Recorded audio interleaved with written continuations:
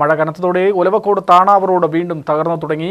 ഗതാഗതക്കുരുക്കും രൂക്ഷമാണ്. ഒലവക്കോട് നിന്ന് താണാവ് ഭാഗത്തേക്കുള്ള റോഡിന്റെ തുടക്കത്തിൽ വലിയ കുഴികൾ രൂപപ്പെട്ടിട്ടുണ്ട്.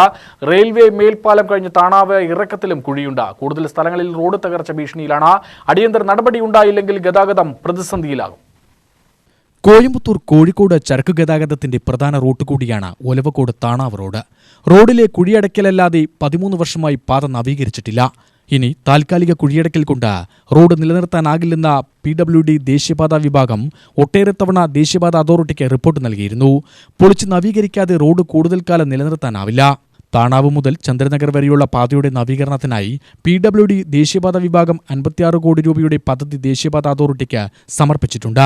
ഇത് അംഗീകരിച്ചാൽ ഒലവക്കോട് താണാവ് ഭാഗം ഉൾപ്പെടെ നവീകരിക്കാനാവും. ഇതിന് അനുമതി വൈകിയാൽ ഒലവക്കോട് താണാവ് ഭാഗത്തെ നവീകരണത്തിനുള്ള തുകയെങ്കിലും അനുവദിക്കണമെന്നും ആവശ്യമുണ്ട്. ഈ പാതയിൽ യാത്രക്കാർക്ക് ഭീഷണിയായി തെരുവുപന്നി ശല്യവും രൂക്ഷമാണ്. ഇരുവശവും 20 അടിയോളം താഴ്ചയുള്ള റോഡിൽ തെരുവുപന്നി ശല്യം കൂടിയായതോടെ യാത്ര അപകടത്തിലാണ്. പന്നി റോഡിന് കുറുകെ പായുമ്പോൾ വാഹനം അപകടത്തിൽപ്പെടാൻ സാധ്യതയേറെയാണ്. വീതി കുറഞ്ഞ റോഡിൽ വാഹനം നിയന്ത്രണം വിട്ടാൽ താഴ്ചയിലേക്കാണ് പതിക്കുക. UTV news, Palakkad.